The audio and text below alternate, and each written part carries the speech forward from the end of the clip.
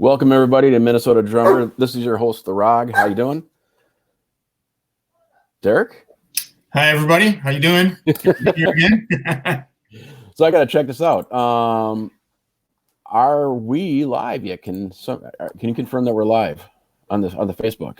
Yeah, anybody out there in Facebook, man, send us a chat or a message. Oh, there we are. Okay, we're good. My video didn't stream though. All right. So as we're getting all this all together, so unprofessional. This is our second streaming. First episode was with Mr. Commodore, of course. It was very exciting, very cool. Let's just quickly catch up with Derek, as usual, from our last conversation. How are things going? They're going pretty well. Just trying to stay as busy as possible. I've been writing some music with some friends and trying to do a little bit of recording here and there. I've actually been putting down some sketches for some guitar riffs that kind of came into my head. So now I can actually show them to a guitar player and he can say, oh, I think I know what you meant. Let me just turn this into a real guitar riff now. So I've been doing that and, writing music, practicing, of course, as much as possible. I think I've gotten to the point now where I'm really comfortable with the paradiddle diddle. It's like when we first got into the lockdown here in California, I wanted to pick out two things that I really wanted to focus on, and one of them was the paradiddle diddle and the six roll, because they're somewhat they're related in a way, where the paradiddle diddle is almost like a six roll, but it's inverted. Okay. And the six roll, in a sense, is the same way. So what I've been trying to do is kind of augment the two of them to work together, basically to just come up with a really cool chop to play on the drums that looks flashy and sounds amazing and isn't as one of those things that's not as difficult to play but yet looks completely impossible, so it'll stun the audience when you play it, which is what we're going for, right? We want to look as cool as possible, right? So yeah, I mean, I've been focusing on that one a lot. So I feel like I've got a pretty good handle on how to kind of play it. I guess not the ambidextrous isn't the right term, but it's coming around nicely. When I have something to show, I'll make sure everybody sees it. Here's what I was going to ask you. I'm going to put you on the spot. Can you give us a little demonstration on your desk? Yeah. Let's see here. So paradiddle diddle is right, left, right, left, left. So what I've been doing is, if you can count me, just kind of see if I can turn this down just a little bit so you can see my hands. Maybe a little better? Yeah. Maybe a little better. So it's right, left, left, left. Okay. So what I've been doing is I have a practice pad kit like just out of frame. But what I've been doing is I've been playing and then moving it from different pad to different pad. So it's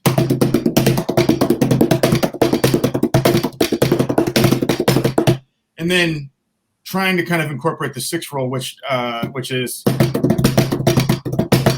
so it's right, left, right. Oh. Which is basically a paradiddle diddle inverted. Mm-hmm. So I'm trying to incorporate the two of them, and I've only had it. Let me just put this back up here so everybody can see me better.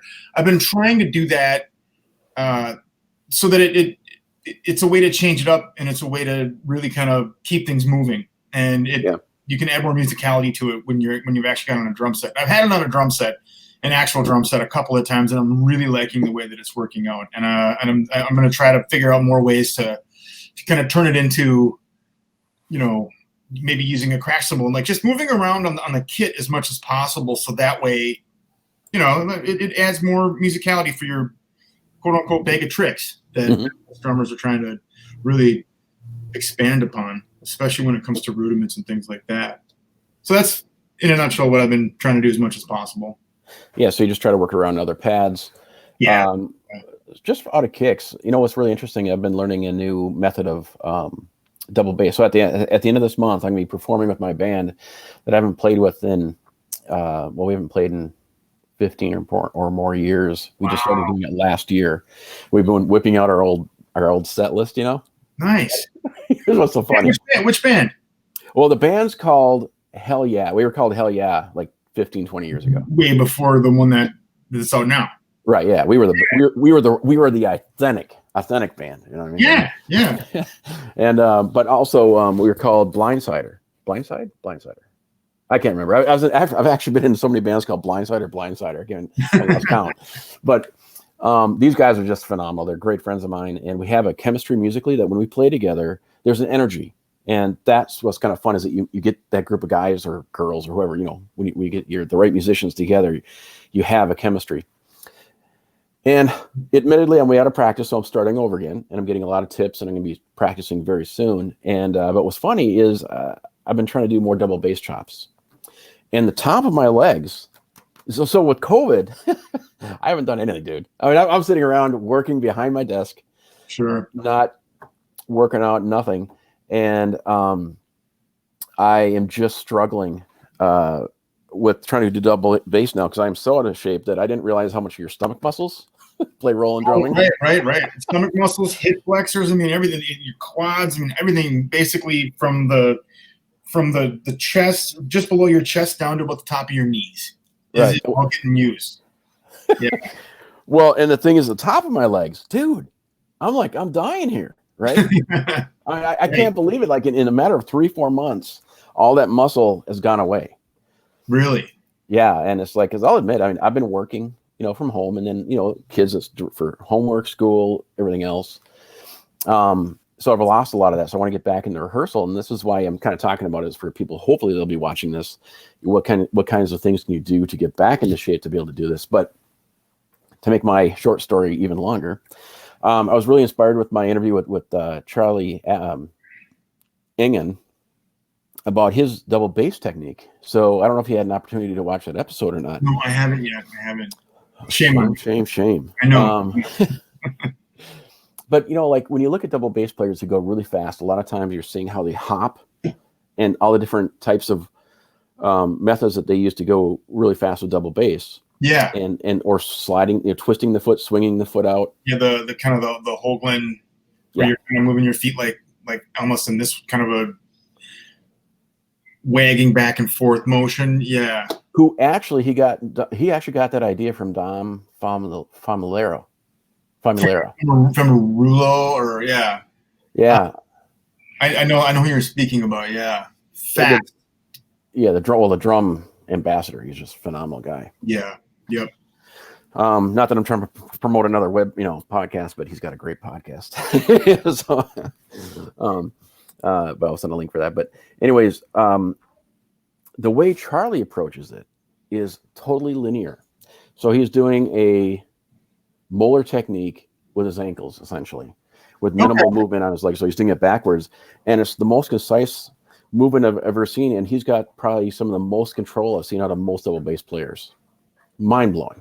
And so I've been really inspired by that. Of course, watching you play, but your hands really stand out to me. Your hand usage, and then you know, some of the other players I've been, you know, looking for inspiration because I want to get back into playing fast again and powerful and precise. So, from your standpoint, as a teacher, somebody who's using pads, what should I be focusing on to get back into building up my hands and legs for a show I'm going to be performing in a month? I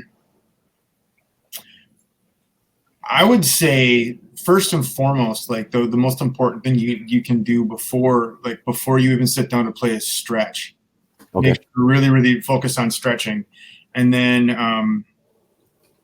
and the other thing, that I used to make this mistake myself, was like you kind of try to work through things. Mm-hmm. You started kind of getting frustrated or things you're like something you're physically doing. Like, of course, if anything starts to hurt, stop immediately. But like if you're starting to feel fatigue and whatnot, sometimes like you can kind of play through it. But that's only like a live situation, is where you don't really have much of a choice. And I can think of times in the past for myself where I've gotten to that point where I feel the fatigue, say with my left leg, and I'm keeping time with the hi-hat, and I'm just trying to keep eighth notes, or maybe even try to push a 16th in a slower tune. You'll start to feel it kind of in your hip flexor, and at that point, like you've already started, so you kind of have to push through it. Or say you're playing 4 on the floor with your right leg on your kick, and you start to fatigue or even get a cramp. You have to play through it because you're playing in a live setting. But like when you're practicing, anything like that happens, stop, walk away. But like, I would say the most important thing, if you're trying to condition muscles back again, back to a point where you're going to be comfortable playing for, how long is your set for the show? About an hour, 20 minutes. Okay. So yeah, it's nothing like one of those 2.5 hour marathons or anything. No. So, dude, we're old. My guitarist drinks a lot, so if you're standing by the end of that set, we'll be doing good. I used to say, what was it, with one of the cover bands I was working in for a while, if you remember the third set, you didn't drink enough. So I don't. That's not a good idea to do that, but sometimes when the gig is bad, that's what you need to do. But no, stretching is the most important thing that I would say to focus on right now, is because the last thing you want to do is cause an injury, and then that will push things farther out into the future for when you're going to be feeling more comfortable on stage. But stretch and play, and then, like I said, if it seems to be something that feels like you're fatiguing, don't try to play through it. Give yourself time to recover, because that, it's always, I always, in the past, when I would push through and play through something that was starting to fatigue really bad on stage, and it was always, of course, it was like the last song, always the last song, especially playing with Ministry, we would play the tune "So What" as our closing song for most of our European tours that we did. And then specifically, I'm thinking of Europe, because we were there in the summertime, and it's just so unbearably hot everywhere. For the last 2 years that we were there, and we would get into the last tune of the set, and we were playing "So What." And "So What" itself is I think it's like a 9.5-minute song recorded, and then when we would start playing it live, it would just keep going and going and going. And sometimes that would be a 15. I think the longest we ever got clock playing it was 19.5 minutes.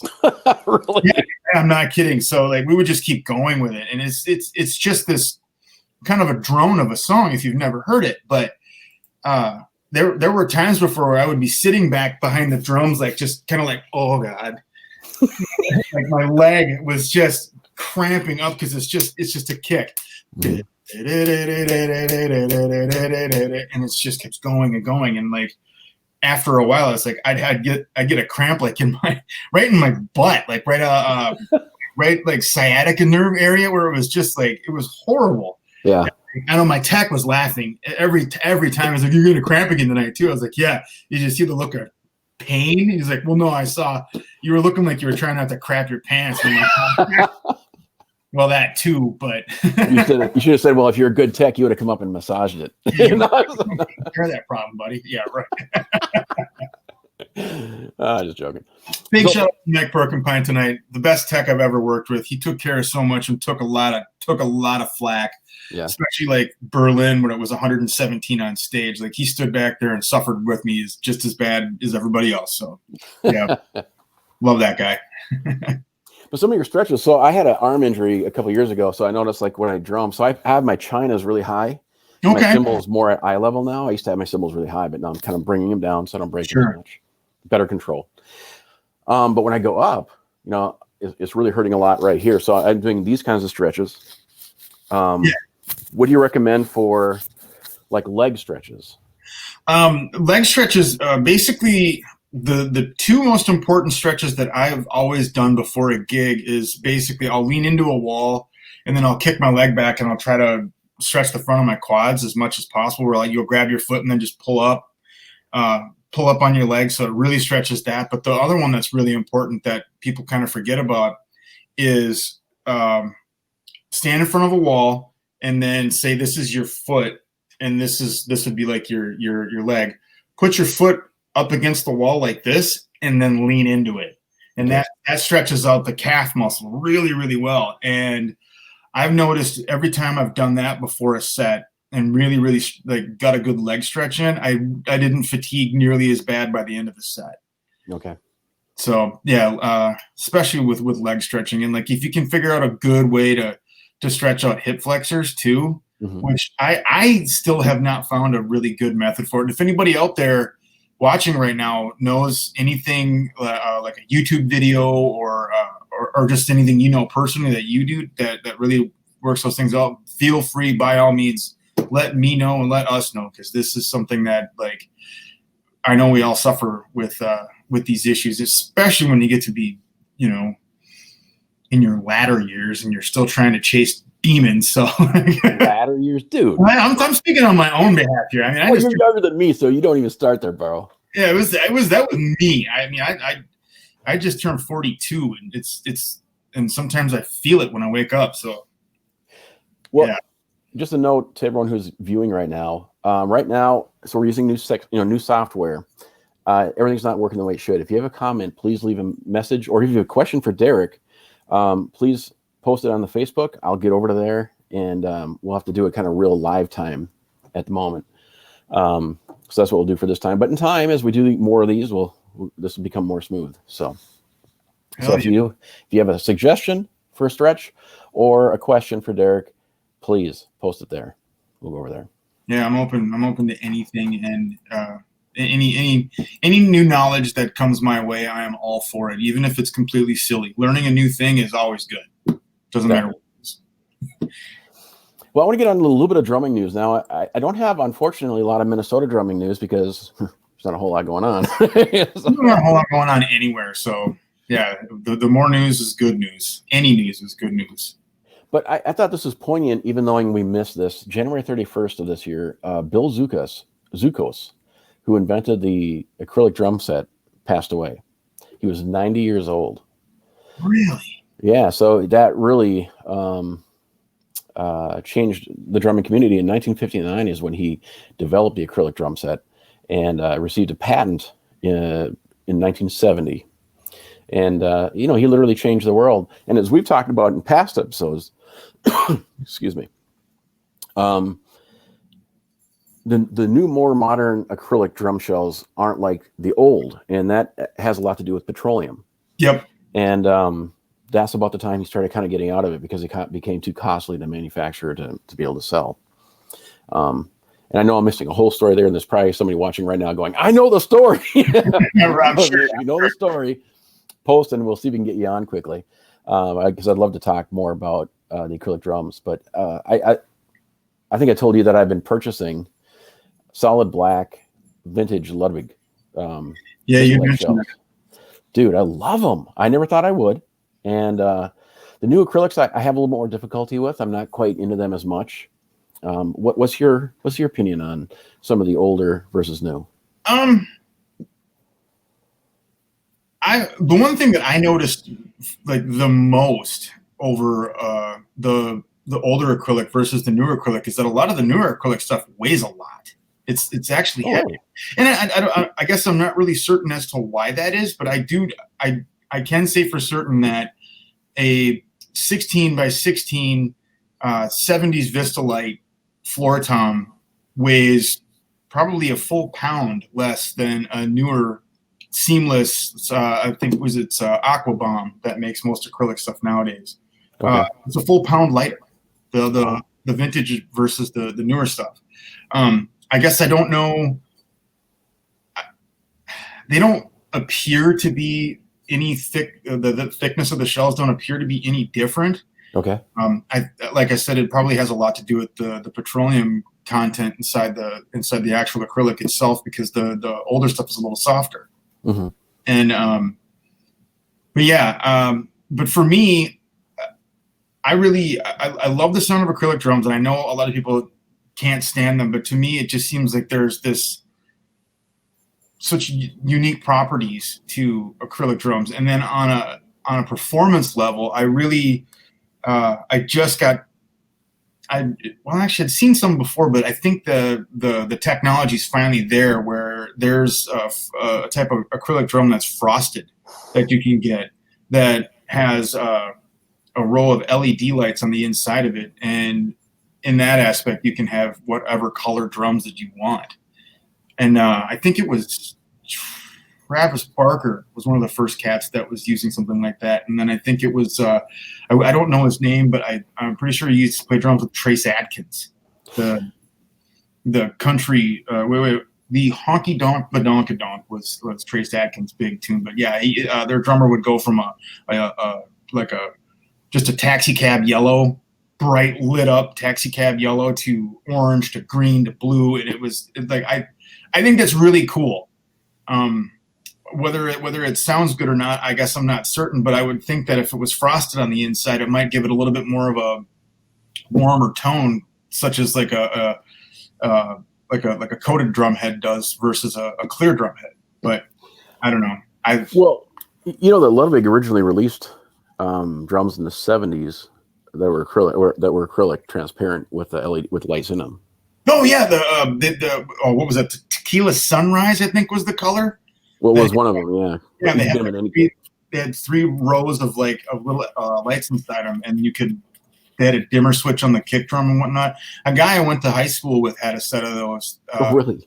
Yeah, he had a set of those, and he absolutely loved them, but he didn't keep them in a very controlled environment, and they ended up with a lot of cracks, a lot of spidering cracks, which is tough to fix, but still, it's a really cool kit, and we used to have a lot of fun with it. Like, we would have the jam out night where we would have somebody run the lights with a little fader and go back and forth, and we try to film it with one of those really crappy high 8 like video camcorders that used like a VHS cassette, and it always sounded horrific. But yeah.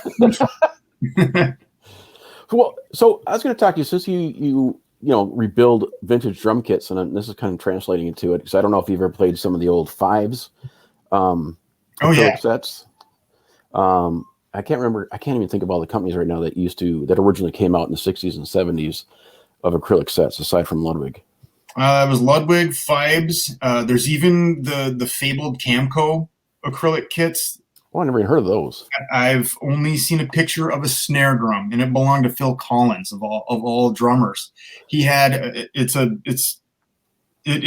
clear that it's a clear acrylic 6.5 by 14 Camco snare drum, and I don't know the big story behind it, but there was the fabled Camcos, then there was the Fives, then of course Ludwig did it, and then Zickos. Mm-hmm. And then I'm trying to remember, there was one more out there that did it as well. Did it start with an I? Yeah. That's going to drive me nuts. Yeah. But I also know that Star, the company that eventually became Tama, did some acrylic stuff in the very, very late 70s as well. Okay. And where they got their shells from, I have no idea. All right. They very well may have imported them from the United States. As far as I know, Zook. How do you say it again? I think it's Zickos or Zickos. Yeah, I'm not positive. I've never really heard anybody say definitively how to pronounce that name. Well, as far as I know, he was the only one who's doing it, and he supplied them for everybody. Wow. But when we talk about vintage drums and we talk about kind of like the cracking of the shells, also, I've done some rebuilding myself. And have you ever seen the hardware that literally breaks apart? Yeah. Kind of like the Rogers bread and butter lugs. Mm-hmm. Yeah, where they'll split at the top, or they'll literally crumble. I think I figured out why. Why? So years ago, when I was like 18, 19 years old, I got hooked up with Ludwig. And at that point, they were trying to transfer manufacturers to get their hardware manufactured and cast in America. That was kind of their goal. And they were trying to see if they could actually achieve it due to costing, pricing, all that kind of stuff. And part of the issue was a lot of their vintage lugs were literally cracking apart. And I'd say during the middle to late 80s, there was a big rush on more and more companies manufacturing drum hardware from overseas. That was our first large influx, I'll say, of imported hardware. But it would break. And when it would break, it would actually literally crystallize almost. Yeah. And when I look at like Ludwig, I'll say Ludwig, so that's mostly what I'm more familiar with. When I look at their lugs now, you can see a lot of their chrome plating that looks pitted. Yeah. And also, whenever you screw in your threads into the lug housing where the stem comes out, the stem shears off. Yep. That is due to galvanic corrosion. And essentially what that is dissimilar metals. And I found this out because I was doing some work and I was looking at doing some zinc casting. So all these lugs are made of zinc. Depending on the grade of zinc that you use, if you use a steel chrome plated screw, it will cause galvanic corrosion. And what that is essentially is it creates a somewhat of an electrical charge, and it slowly dissipates either the integrity of the chrome plating or the material itself, and essentially just eats it away. Really? Makes it brittle. And primarily it only happens well, you have to have high moisture for it to happen. Yeah. So because it's interesting, I got some of my drums from Bobby Blosser's kit that'll be playing at the end of this month. And the lugs were fine, but the drum set was stored in California. Half the other kit was stored in New York, and I got those, and the lugs are different on how the wear is. I'm sure. Yeah. And it sounds very strange, but essentially when you get lugs like that as a rebuilding person, you're kind of out of luck, right? Yeah. Unless you can really, when it comes to pitting and whatnot, that's really hard to get rid of. I mean, essentially you can't remove it, but what you can do is you can try to polish it off as best as possible. Okay. And a lot of times, like, I think one of the big tricks that most of I know I do it is I'll try to pick the best looking lugs out of the bunch, because once I rip a drum down to the raw, not the raw shell, but I rip it down, I just call it, rip it, make it naked. So it's just the shell itself with the veneer on it. But I'll go through and take all the lugs, and I will go through and find the ones that look the best, and I will make sure that those are the lugs that go in the most visible places. Say for a bass drum, and for all intents and purposes, whatever lugs look the best, I'm going to make sure that those are on the very top and on the very sides. And then whatever ones have the most pitting, I'm going to put on the underside of it. That way it's going to look nicer on the top, because you essentially you're going to want to use the most original hardware as possible. And if you can get new lugs, then if it's in the budget for your restoration, then I would do that. But if they're not terrible, hide them. Yeah, the more you can hide them, the better. It's just one of those things that it's the nature of how it works, and it's unfortunate. But the cleaner, the more clean you can make them, the more you can stop it in its tracks, and it won't progress. Okay, so well, in your experience, do you pretty much have to have a large inventory of vintage lugs in case of housing or castings are cracking, or can you replate them? What are your options if you want to try to salvage that? If you know of someone that does that's really, really good at replating, and it's not going to cost you an arm and a leg, that's a definite option to go that route. But one of your better options is to just kind of hit up the network of people that on, say, like Facebook Marketplace or eBay or even like OfferUp and not Wish, Let Go. Like looking on those sites and just kind of networking with people and finding what you can. You very well could find some stuff that's in better condition, and it's definitely gonna make the project look better. And I always assess as best you can and try to salvage as much as you possibly can, because I know there's a lot of purists out there that are really like, if there's any lugs off of a different drum, then they might not like that. And if you're trying to recreate or clean what would be known as like a collector's museum piece, then the more original, the better. But then again, at the same time, I mean, it came from the factory, and they had tubs and buckets and tubs of lugs that they were just, getting handfuls out and slapping them on these drums and getting them out the door. So if you have to replace them, I don't see any reason to not. But I don't know. I guess I'd be curious to find somebody that could do some replating and see how that would play out. But if there's already, the galvanic corrosion you were saying, I'm glad I learned that term, because that makes perfect sense, because I've seen a ton of that, especially in the Ludwigs, where like, you'd go to remove a lug from the inside, and then when you go to take it off, like there's that little portion of the actual like lug housing, that thread sleeve that's on there is just stuck to the screw itself. And then really the only way to repair that is to get a longer screw that's like a Ludwig style from, say, like a concert tom or a thicker shell drum, and just force it farther into said lug in order just to get it to bite and hang on. And that's never a good fix, but it's necessary sometimes. Well, once that chemical change starts happening, I believe at that point, The Yeah. integrity of that metal no longer is good, and so the corrosion will continue over time. Yeah. Even if you take away that chrome plated steel threaded nut or screw. Yeah. I guess I would. Once that starts, it's just kind of going to be a downward spiral of degradation throughout the years, unless there's a way that you could, if anyone knows a way to stop it. But last I checked, when it starts, just clean it as best you can and try to stop the pitting. The more you can stop the pitting, I think the slower it's gonna, the degradation is gonna happen, but it's still gonna happen eventually. Hey, can I back us up to an earlier conversation? We actually had somebody post here. Christopher Simpson recommended that we do tap dance exercises and ballet stretches before rehearsal. Huh. So I'd like to see you do that.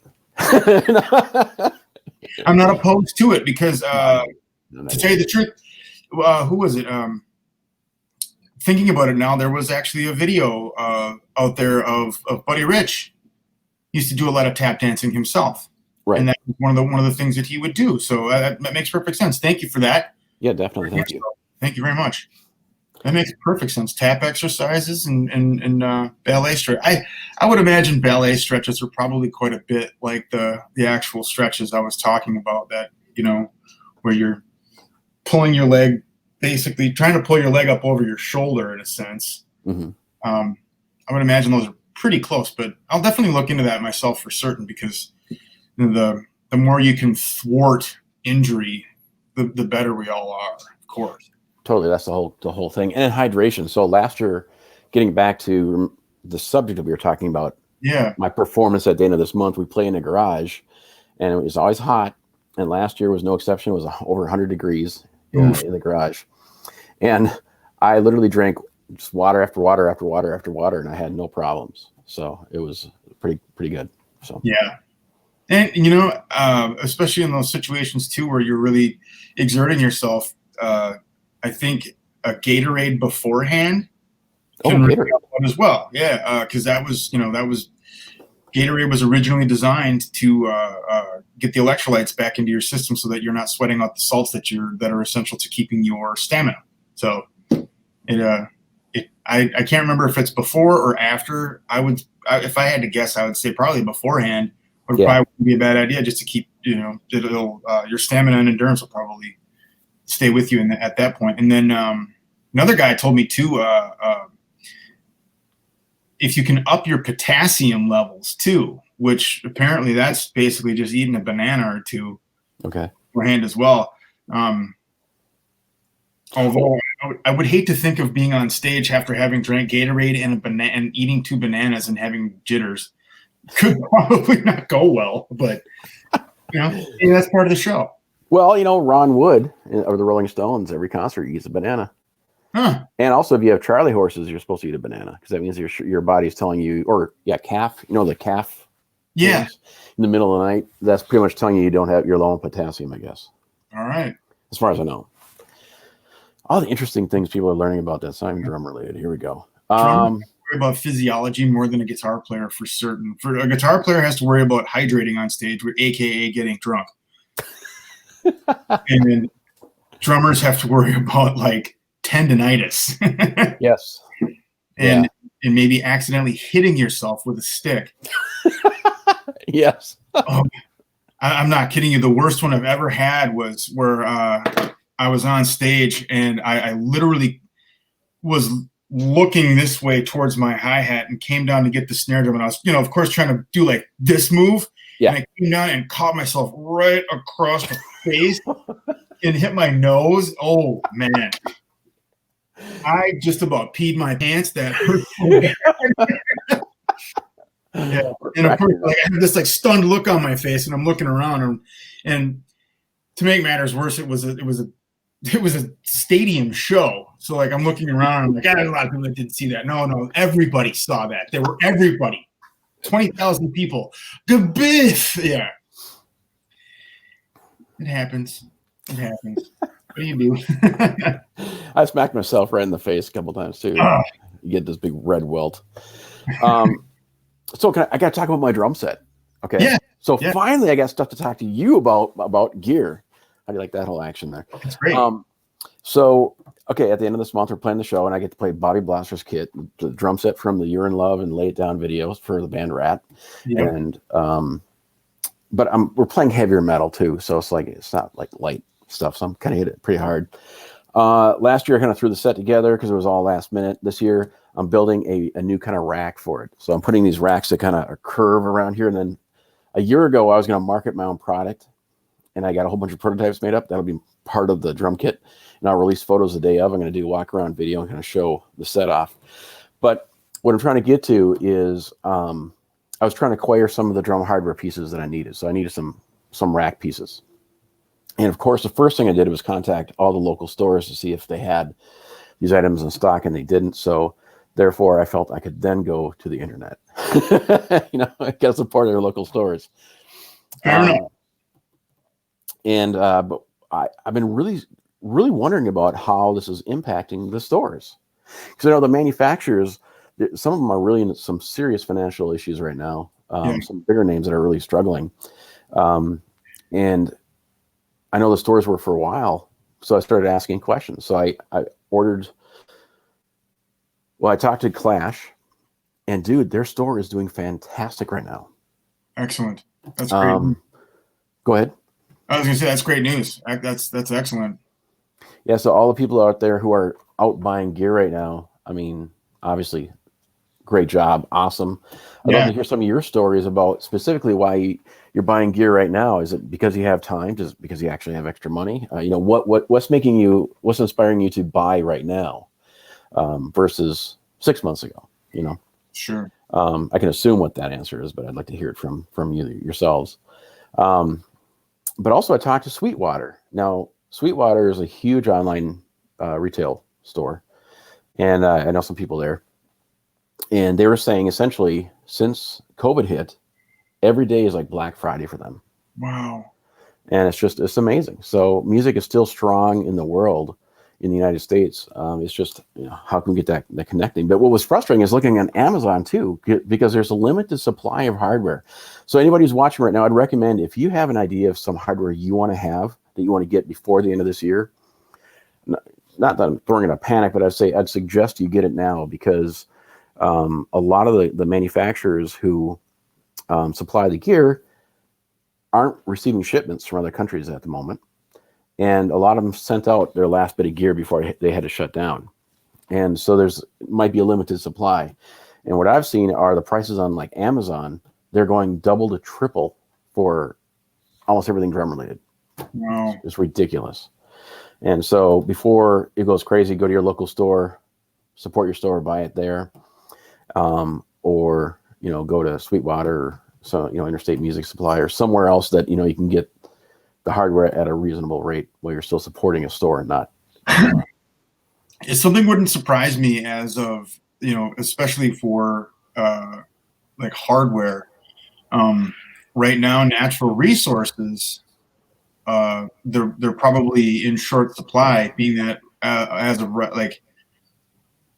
I know that a lot of places had to shut down due to COVID, and I think it might even have something to do with just getting raw steel and milled steel for tubing, just to make the stainless steel tubing for cymbal stands and hardware in general. That wouldn't surprise me at all, because if there was one kink in the supply line, then everything's going to be backed up from there. Exactly. Yeah, so that it wouldn't surprise me that there would be a bit of a demand for it. But yeah, definitely, if there's a piece of gear that you're looking for, don't be afraid to try to get after it now. And definitely like keep buying instruments, keep writing music, and keep educating yourself on how music works, because it's one of those things that, like, I don't even think they're teaching that. They're not basic music, but like music appreciation classes aren't even a part of normal curriculum anymore. Really? In public schools, yeah. A lot of youngsters I've spoken to out here that are involved with some of the music schools that I've done some lessons at. They don't have a school band. They don't have music appreciation courses like all of us had to sit through, especially like if you went to high school in the 80s and 70s, 80s, 90s, and even like early 2000s. There was still a music appreciation class. If it was once a week or twice a week, you still had that class where they were teaching you how to read music and how to listen to a song and identify like things such as like an intro, verse, chorus, bridge, even how to read standardized music and how to count it. Like those skills are dwindling, and they're not, I wouldn't say they're dwindling, they're disappearing in most of like what you would call I call it the lay listener, someone who doesn't play an instrument but likes to listen to music and has a favorite style of music that they listen to. They couldn't tell you what a quarter note is or how to even go about explaining the actual composition of a song. And I think that's just a travesty, because I mean, you can't read a book without knowing the alphabet. So that's a great way of putting it. Yeah, you really should know a little more about music than just going, well, I like the way it sounds. I mean, that's fantastic if you really like the way it sounds, and then good, keep listening, but learn more about it. It's just so important, because it's art, and when art disappears, it's like an endangered species. It's going to be gone until somebody mad scientists it back into existence again. And fortunately with art, it's not as tough to mad scientist with that. Genetics is a whole other story that I'm not going to get into. Mad science, love it. So talk about some more of the education aspect of it. So, PASIC, Percussive Art Society. Yeah. I can't remember what IC stands for. International Conference? There, that sounds good. Yeah. I think it's international conference. Due to COVID-19, they're actually having to stream it online this year. Oh, wow. Of course, Minnesota, our own David Stanek is part of the drum kit education team. I'm sorry, I'm screwing that up. That's not his exact title. But he also writes for Percussive Notes magazine as well. And of course, he's our own favorite drummer, involved in our show. But anyways, they're going to be streaming it online, and you can find out more information by going to www.pas.org. It's been a difficult decision for them to do this, but of course they want to go ahead and still stream it live. I'm not exactly sure how they're going to be doing it. Maybe we can have David on, and he can talk to us about how they're going to be streaming it live. Early bird prices are $50 for student members, $100 for non-member students, and $175 for non-members. So I think it's pretty cool. It's a show I've never been able to attend. Have you been able to attend? No. I've always had that curse where whenever PASIC is happening, I'm on the road. Okay.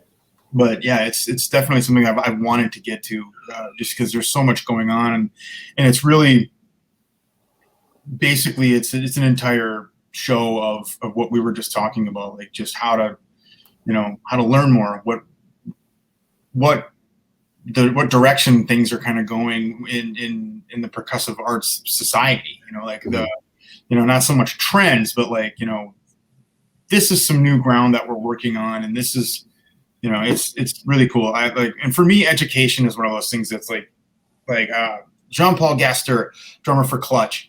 One of his greatest quotes he had ever said at a clinic that I was at of his was that drums are not an instrument that you're going to lick. You're not going to master it.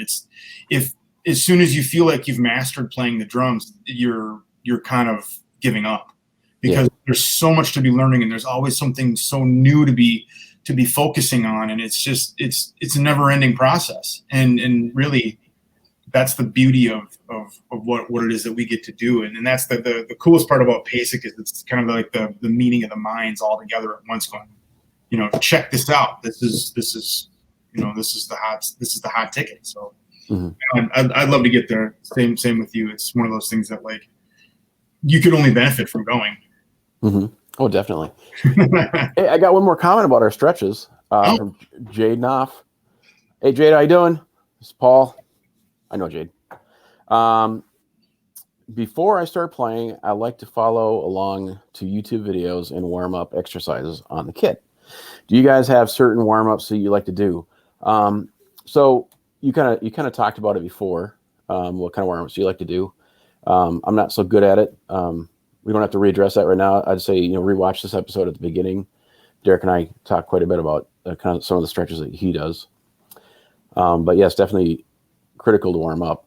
Yeah, critical. Yeah. I drink tons of water because along with the stretching, I found out the more water I drink, it just helps with performance overall. I don't think that's just because I'm getting older and I don't play drums as much as I used to. I know when adulting happens and you don't have as much time as you'd like to have with the drums too, that's like such a crushing feeling, but it is what it is. Yeah, definitely. Life happens whether we like it or not. I give a great shout out to Michael Bland. He was on the latest Soul Asylum Hurry Up and Wait record released was in April of this year? Yeah, it was. So congratulations to Michael Bland. Phenomenal drummer. Great guy to work with. Super fun. I actually did a drum tech gig for him at an outdoor show outside of First Avenue, and we sat and basically it was like in between songs we would spend, or in between sets, I should say, we would just sit there and chat. Yeah, it was great. He's such a great guy to talk to. Has such cool stories and just such a sweet, nice person. And I miss hanging out with him. If I ever get a chance to do that again, I would love to hang out with Mr. Bland and just talk shop like we did. It was a really good day. Yeah, definitely. Very cool guy. Years ago, he gave me and a buddy of mine, Rondinelli, a drummer named Bobby Rondinelli, a tour of Paisley Park, the most in-depth tour of Paisley Park I ever had in my life. Oh, right on. But that was really cool. And Michael's just a cool guy. And of course, a phenomenal drummer. Dude, I've seen him play with Doctors of Mambo Combo, and I don't know. It's just ridiculous what the guy does. Yeah. And it's always one of those things where it comes so far out of left field that like this drum fill will just like it kind of almost like a crash lands into the song. Right. Like, oh my God, where did he go? That was so cool. Yeah. Yeah. I don't know. Where did that even come from? Come on. Yeah. Little bit more drumming news. DW released the Collector Series Timekeeper snare drum. I think they released this at NAMM time. Only 351 pieces of the clock and gear wood inlays. And I looked at the snare and I thought it was beautiful. And I'd put it up right now, but I'm having a difficult time getting the software to do what I want it to do, so I can't do it. I will have a link, but it's an 11-ply vintage snare drum with a carrying case. It retails for only $2,307. Ooh, what was that? Wow. The collector's item stuff. They're made to be collector's item out of the box, so you're gonna pay collector's prices right out of the box. Any more word? Speaking of DW, any more word with them and their acquisition of Slingerland? Gretsch? No. I thought DW had purchased the rights to Slingerland. No, they've been buying up a lot. So give me a second. This is breaking edge here. I believe it was right around February, when there was an announcement that DW had. Oh, yes. DW purchased Slingerland. Yes. Don't they also own Gretsch? I don't think so. Who owns Gretsch? Somebody bought Gretsch. Someone did, though. Yes, you're correct. Actually, no, I think Gretsch split from Fender? Or was it Gibson bought I forget. I cannot believe I goofed that up, because you're right. Slingerland, no, that is big news.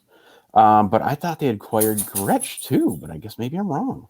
And if they acquired Gretsch, then they kind of the market cornered there in a way. I stand corrected. I will retract my earlier statement out of embarrassment. I'm supposed to know everything in drums. I failed. But yeah, they did acquire Slingerland, definitely.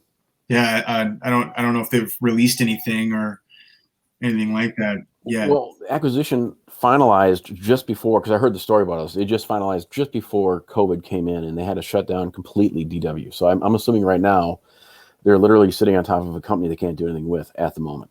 Oof. So I could be wrong on that, but that's kind of what I've heard through the grapevine. But sure enough, DW will come along and they'll do something amazing with the company. I wonder if they're going to stay true to the Slingerland, shell. Have you played some of the new Slingerland drums? Like the stuff that was built in Nashville? Yeah. I don't think. I'm really racking my brain here. Yes, I did, and the thought behind it for me was that it seemed like a thicker ply Keller shell that they were working with, and I didn't dislike the drums, but I was kind of surprised because they were using the newer version of their Cloud Badge, and the kit that I got to play was in Nashville at a rehearsal spot. Okay. And yeah, they were nice, but they weren't anything like the original like 50s, like 40s, 50s, and 60s type shells that they used to do with the big reinforcement rings and the round over bearing edge. Well, didn't they also manufacture their own shells, or were they buying them from Jasper as well? Oh, that's a really good question. I'm trying to. So while he's racking his brain, Jasper was a company who was making drum shells for a lot of the classic drum manufacturers, and they used a poplar filler in their wood. It kind of gave them a unique kind of sound. It kind of gave more of the classic sound. Yep. Jasper is reopening. Excuse me? I heard Jasper is reopening. Really? Because that's Gretsch. Yep. Gretsch purchased them. Yep. I don't believe that Slingerland was used. I think Slingerland was actually producing their own shells in the beginning up until about the late 70s, when I do believe that they went to another company, and that was when I think when they started off in Niles, Illinois, and then they went to Memphis for a little while, and then they went to Nashville. Okay. And then they stayed in Nashville from there. And I believe once they were in Nashville, they weren't producing their own shells anymore. As far as I know, I'd have to check with some of the real Slingerland gurus out there that really know their stuff. I should know this stuff because I've had my hands on more Slingerland drum restorations than I have any other company out there. So for me, growing up, and some of the drums that I've used, the Ludwig, Rogers, and Slingerland shell were very similar. Yeah. I want to say that I know that Ludwig was producing their own shells, Rogers was producing their own shells, and as far as I know, Slingerland was as well. Gretsch was buying everything from Jasper, and so was Camco and George Way. They were all getting the Jasper stuff.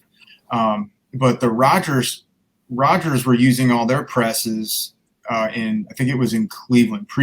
This was pre-CBS, and those shells. The way you can tell a Rogers shell from any of the others is that within the reinforcement ring, you're going to notice that there will be little tiny spaces, little tiny, maybe 3 to 5 millimeter spaces in the plies in between where the rear rings will come around. They'll just come up and they won't quite touch. Rogers originally thought that in order to really create longevity in their shells, they needed to give them room to expand and contract.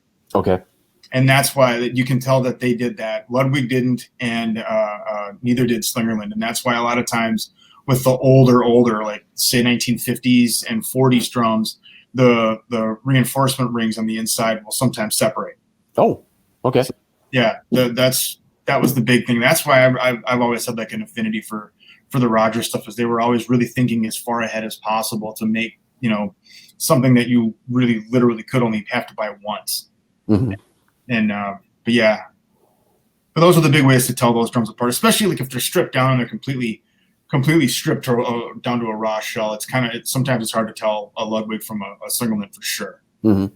But yeah, Rogers, they always kind of stood out. They had much sharper bearing edges, and they seem to stand on their own. Really, very cool. Yeah. A couple of drum company changes here I want to mention out for some well-known drummers. Tommy Lee returns to DW drums.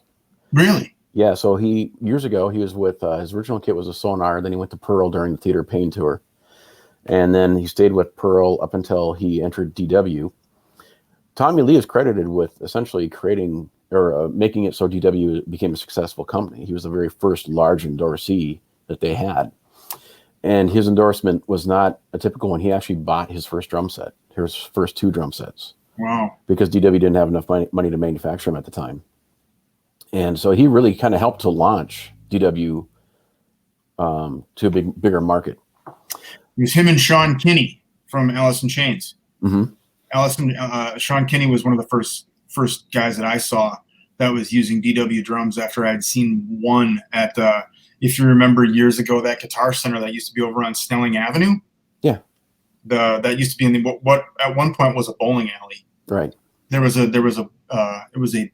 What was it? That color? It was an electric blue DW drum kit. It was one of the first ones that they produced. And I remember everyone being really excited about it there. And I'm playing it and being like, wow, these are really, I remember like as a youngster, I think it was in my early teens sitting down and playing that drum set and going, wow, these are really expensive. I got to stand up. So they were fantastic drums. And then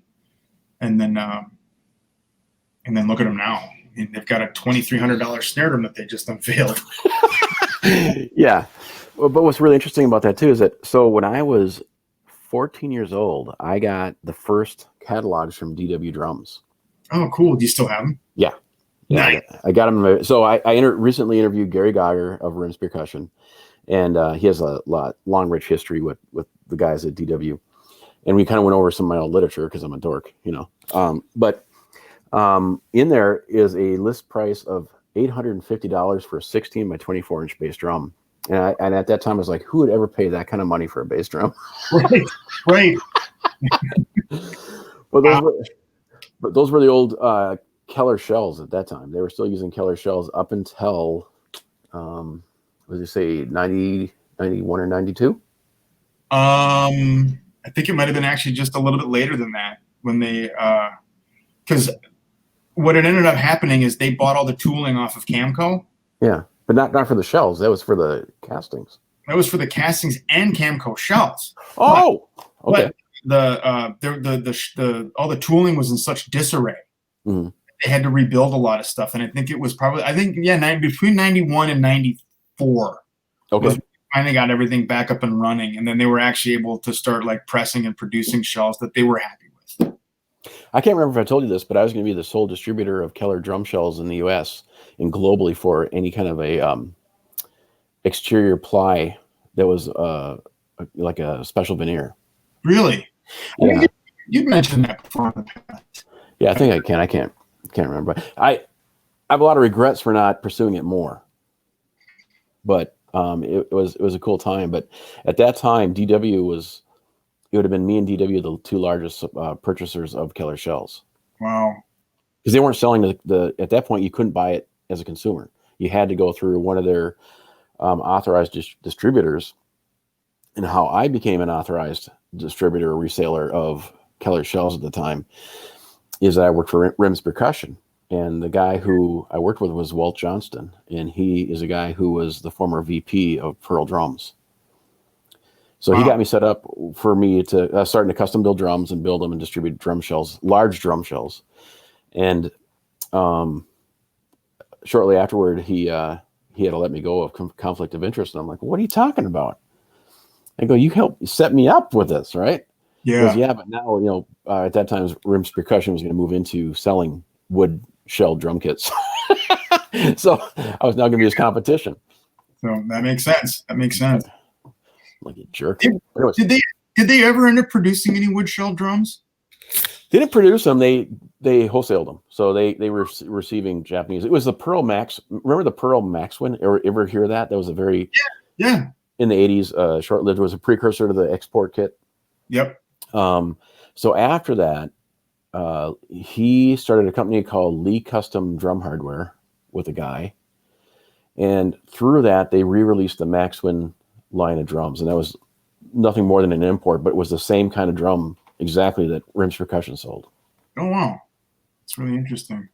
Yeah. Now, who else was out there at that time? Were they affiliated all with Pure Cushion? Well, Pure Cushion Rims was the same company. Okay. Pure Cushion Rims was owned by Minnesota Rubber. Minnesota Rubber started the company Pure Cushion.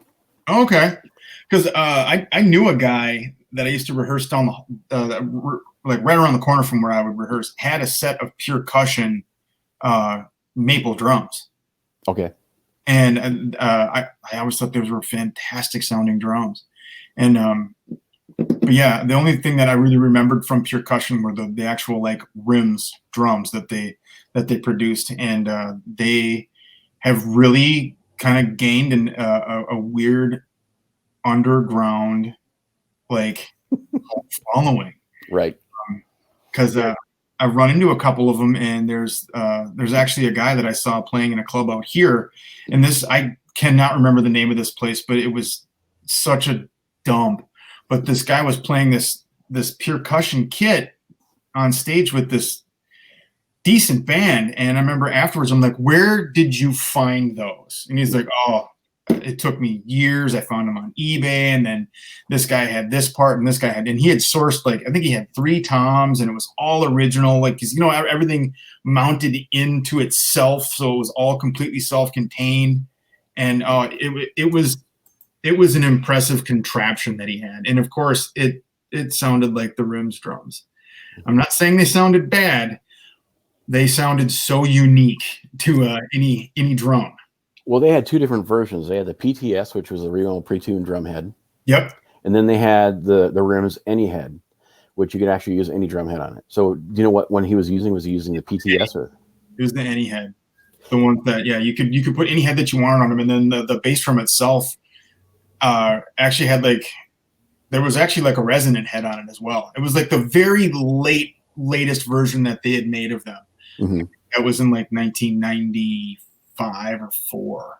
Mm-hmm. Was one of the last incarnations of it. And that, you know, at that time they'd been making them for what, 10 plus years. No, not even that long. It wasn't. Okay, I thought it was longer than that. No, they had introduced them, and then the company sold in the early 90s. I almost bought it myself. Oh wow. And long story with Gary and I, we were going to reintroduce a lot of those products, but it never really happened. Never worked out. Yeah, but that's cool. Yeah, I was kind of surprised, and he was adamant about how awesome those drums were. And I'm like, these were a novelty drum when I was in high school, when people were like, yeah, you know, if you're going to be gigging and doing something small, this is the thing you got to show up to the gig with. And we're like, but they're not drums. They're just, you know, I can't handle it. You know, it's one of those, you know, purist things as a, you know, teenager would feel. But right now, if I find one, I'm going to buy it. I'm going to keep it in its bag, and I'm going to take it to gigs, and I'm going to play it. And we're like, yeah, well, you try humping all this gear around all the time, so come on now. Yeah. Well, then the other interesting endorsement news is Nico McBrain now switched to the British Drum Company. Really? Yeah, so he went, you know, he was with Sonar for decades, right? Yeah. Then he switched back to Premier. No, they went to Premier during the Blaze Bayley era. Yep. In Iron Maiden. Then he switched back to Sonar. Yeah. Then he went back to Premier just recently. Went back to Sonar, and now he's with the British Drum Company. Really? Wow. Yeah. Do you know anything about the British Drum Company? Other than what I've seen at NAMM, and everything that I've seen from them is really high quality. But I don't know that they produce their own shells. They do. I don't know that they do or not. But I liked them. I thought they sounded really nice. They had great finish plies. I'm sure Sonar was extremely sorry to see Nico go. Right. Well, you know, isn't Sonar weren't they purchased by a different company now? Like, aren't they like owned by a company in China or Japan or something? That's possible. That's very possible, because they their booth, not this last year, but the year before at NAMM, was kind of located right in the area by where Marshall Amps has like all of their conglomerates and their conglomerates, and then their subsidiary companies that they've absorbed, Right. all right around there. And I do know that Sonar was right there. Well, I know they were owned by Marshall for a while, but I thought they were sold, but maybe not. Yeah, maybe not. But I guess I'd have to do some research myself, because the last I'd heard, they were still producing drums in Germany. They are. Oh, okay.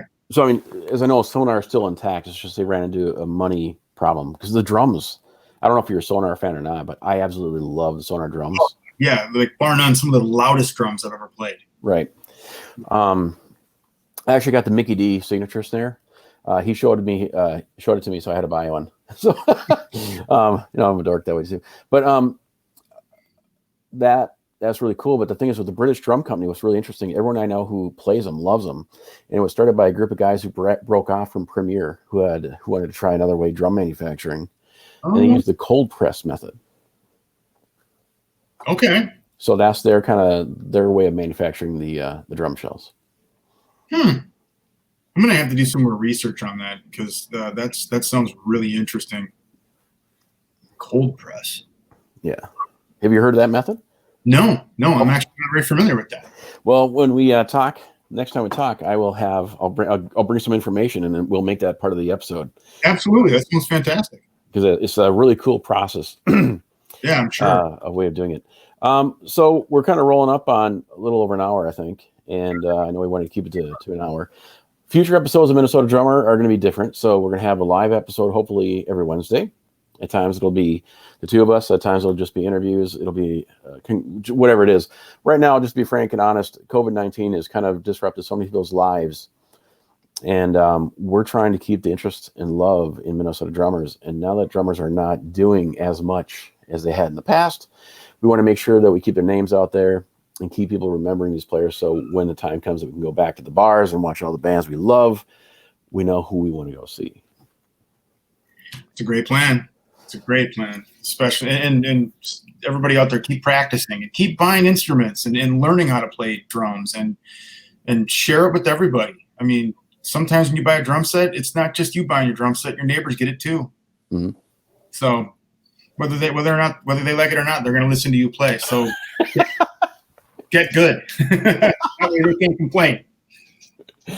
Well, brilliant. Well, so again, you played for a lot of local bands. Can you name some of them quickly? Because right now they're escaping me right now. Gingerjake. Gingerjake, Black Flood Diesel, Skywind, aka Crash Anthem. I also worked with another band called Breed.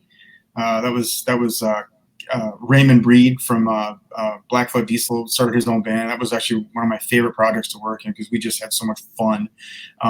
Those are some of the original local bands, and then I also worked in. Then I also played with Dodd, if anybody remembers him, one of my other favorite artists to work with. And then I also worked in a couple of country western cover bands that were an absolute blast. And that was Eagle River and Georgia Clay. Big shout out to those guys. Miss you guys. And miss everybody in Minnesota. And then as for the other projects that I've worked with nationally, there was a band called the Future Leaders of the World, which I did a U.S. tour with them, which was a long 6 weeks in a van. And then I also played with the 90s industrial band Ministry, which was a wild ride. And your current project? And my current project is the Three-Headed Snake, and I'm also working with some other recording artists right now that I can't name. And when those are all done, I will make sure everybody knows all about it. Oh, brilliant. And if they want to check you out, what's your website? DerekSAbrams.com. And don't forget the S. The S is very important. Yes. Are you giving lessons over Skype currently? Yes, currently I am. Feel free to contact me via my website, and we can figure out what you need to do and how we need to make it happen. All right. Well, everybody, thank you so much for watching this live episode. If you'd like to be on a future episode, let us know. Reach out to us ahead of time, and we'll talk again very soon. So thank you very much. Keep on drumming. Yep. Keep playing. Keep it going. Everybody have a good Opening beats provided by Alec Tackman. You too can own this fantastic multi-volume library of live drum loops and samples. Whether you're a drummer looking for new ideas or you know a songwriter looking for a drum loop library, this is the library you're looking for. Support a local musician and drummer. Go to Alec Tackman's website. That is www.alectackman.com.